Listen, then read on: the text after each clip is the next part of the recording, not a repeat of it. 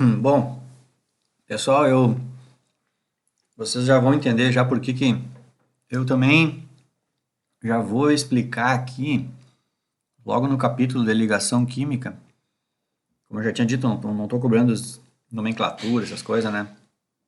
Mas já vou explicar aqui, pelo menos, esses quatro ácidos aqui, que são ácidos bem comuns, obrigatório de vocês conhecerem, tá?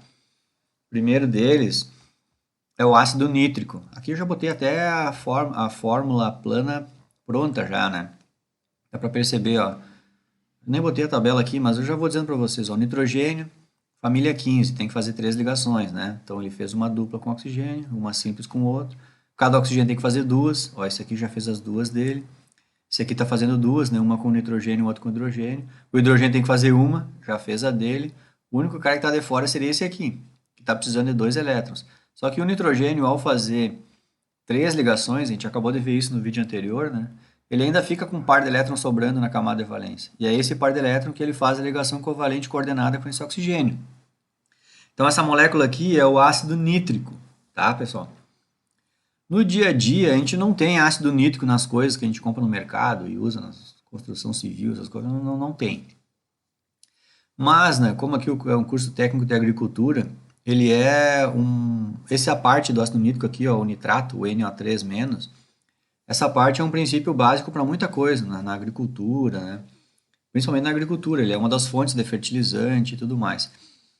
E em outras coisas ele é usado também, para ter uma ideia, até para fazer explosivo serve o nitrato, que a dinamite, por exemplo, é o íon nitrato ligado ao tolueno, né? É o trinitrotolueno. Então, para muita coisa é usado o ácido nítrico, é um ácido extremamente importante na química. E no curso de vocês é óbvio que vocês têm que conhecer ele, tá? Mais adiante eu vou mostrar mais a importância dele aqui, tá? Então esse é o primeiro ácido assim que vocês têm que saber mesmo, tá? Outro ácido que tem que saber também, ácido sulfúrico. O ácido sulfúrico é uma molécula formada por ligação covalente e covalente coordenada. A gente tem o enxofre, que é da mesma família do oxigênio, né? Eles são os calcogênios ali, eles têm que fazer duas ligações. Então esse enxofre aqui ele já fez as duas ligações dele com esses dois oxigênios aqui. Esses dois oxigênios também já fizeram as duas deles, né? Uma com esse enxofre e outra com os hidrogênios que estão aqui na extremidade. Esses hidrogênios já fizeram a ligação que eles tinham que fazer, que é uma só. Só quem não fez as ligações ainda são esses dois aqui, ó. Não conseguiram fazer ligação com ninguém. Mas daí o enxofre, ao fazer duas ligações covalentes, ele ainda tem dois par de elétrons sobrando. Então ele pega um par de elétrons e faz uma ligação covalente coordenada com esse oxigênio e outro par de elétrons uma ligação covalente coordenada com o outro oxigênio. Esse ácido aqui, pessoal, é o ácido sulfúrico. Opa. No dia a dia ele existe muito próximo da gente, que praticamente tudo que é bateria que tem em carro, caminhonete, caminhão e tudo mais, para dar ignição no carro lá, dentro dela elas têm ácido sulfúrico, tá? Mas na agricultura, o ânion sulfato, essa parte da molécula aqui, ele é muito usado também na parte dos fertilizantes, tá? Beleza? Outro ácido que a gente tem que saber bastante, é que a gente já viu aqui agora há pouco, o ácido carbônico. Isso a gente acabou de ver no exemplo do quadrado aqui, né? No slide anterior. O ácido carbônico é então o carbono fazendo uma ligação dupla com oxigênio, uma simples com outro oxigênio, outra simples com outro, e aí cada um desses oxigênios se liga com hidrogênio. Esse aqui é o ácido carbônico. O ácido carbônico está no dia a dia bem comum porque na atmosfera a gente tem gás carbônico, CO2. Esse CO2 se combina com água e forma ácido carbônico. Em tudo que é água que sofre algum choque mecânico, né? Uma água de rio, bate uma pedrinha, coisa assim, um leve choque mecânico, um pouco de ácido carbônico tem naquela água. Então por isso que a gente diz que sempre o pH, o pessoal fala assim, o pH da água é, porque isso aqui é um ácido, né? É um ácido fraco, mas é ácido. Ah, essa água aqui nunca ninguém mexeu, é uma água que tem num poço lá fora, não sei o quê. Isso aqui é uma água pura, pH é neutra, é 7. Não, 7 não é. Lá na água vai ter o ácido carbônico, não faz mal nenhum pra gente. Por isso que sempre o pH sempre é menos que 7, né? Se tu achar uma água com pH 7, ela tá ruim. 7 não é. Tá? É um pouquinho menos. E Depois, e então no nosso dia a dia é isso aqui, né? E aí, por que que também isso aqui é importante na agricultura? É importante na agricultura, porque esse ânion aqui é muito usado na agricultura. Daqui a pouco eu digo de onde é que é bastante usado, mas esse ânion carbonato aqui, ó, é muito frequente na agricultura também. E outro ácido que é bem importante, e vocês saberem, esse aqui acho que a gente não tinha visto ainda, é o ácido fosfórico, que é o H3PO4. O fósforo, ele é da mesma família do nitrogênio aqui, ó. Eles têm que fazer três ligações. Então o fósforo faz três ligações dele aqui, ó. Uma com oxigênio, outra com outro oxigênio, outra com oxigênio. Pronto, o fósforo já fez o que ele queria. Só que quando o fósforo faz três ligações, é o mesmo esquema do nitrogênio aqui, ó. Ele faz as três, mas ainda sobra um par de elétrons. E aqui é a mesma coisa, ainda sobrou um par de elétrons. Por isso que ele fez essa covalente coordenada aqui com esse oxigênio.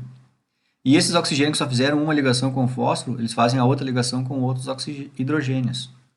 E aí essa molécula aqui, ácido fosfórico, ela no dia a dia nosso ela é bem frequente, porque um dos, um dos acidulantes que é possível de se colocar nos alimentos é o ácido fosfórico.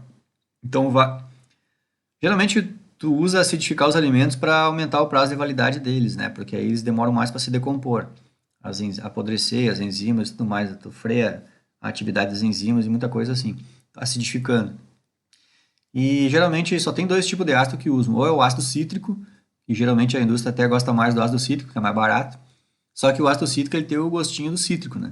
Então, às vezes, isso pode influenciar. Então, às vezes, para não usar o ácido cítrico, se recorre ao ácido fosfórico. E do dia a dia, assim, que a coisa que mais tem ácido fosfórico é Coca-Cola. Coca-Cola tem bastante ácido fosfórico. E não faz mal por causa do ácido fosfórico, não, mas é que o pessoal associa um monte de coisa, né? Porque é o seguinte, o ácido fosfórico ele é muito reativo com o óxido de ferro, a ferrugem, né? Então, por isso que às vezes o pessoal se apavora também com a Coca-Cola, porque é o seguinte, porque se tu quiser limpar ferrugem, a melhor coisa que tem é Coca-Cola. Pega uma esponjinha, molha com Coca-Cola, deixa absorver aquela Coca-Cola ali, aí vai flochar com uma beleza aquela ferrugem ali, por causa do ácido fosfórico. Só que na agricultura, esse ânion fosfato aqui, ele também é um dos ânions muito usados na, no, nossa, me deu um branco deu um branco agora na palavra. Não vem herbicida na cabeça, não é adubos, né? Nos adubos, tá? Que é o se não estou começando o curso e tudo mais, né? Mas muitos aí já conhecem já, né? Tem alguns símbolos, não tem o NPK. O N tá aqui, ó. O P tá aqui e o K é o potássio, né? Aqui. Não tá aqui, mas tá. Uma das fontes aqui do NPK. Então, viram bem, visualizaram bem aqui, ó, esses quatro ácidos tem que ficar marcado no cérebro de vocês, hein, tá? Beleza? Então, depois que eu mostrei esses quatro ácidos para vocês aí, por que que eu estou mostrando eles? Agora vocês vão ver umas coisinhas interessantes aqui. Não se apavorem. Vamos por parte. Olhem só para da metade para cima aqui. Aqui eu peguei aquele ácido nítrico, ó, o mesmo ácido nítrico, tá aqui ele. Vamos olhar só para ele agora aqui em cima. Olhem só para ele aqui. Ele está desenhado do mesmo jeito, tá? Só que se a gente pegar esse ácido nítrico e colocar ele na presença de água, a gente consegue arrancar um hidrogênio do ácido. Nossa, como é que acontece isso? Acontece assim, ó. A água, esse oxigênio aqui, ele já formou a molécula de água e ele fica com dois pares de elétrons sobrando. Ele está sobrando, tá? E essa molécula de água, ela pode muito bem se aproximar desse hidrogênio aqui.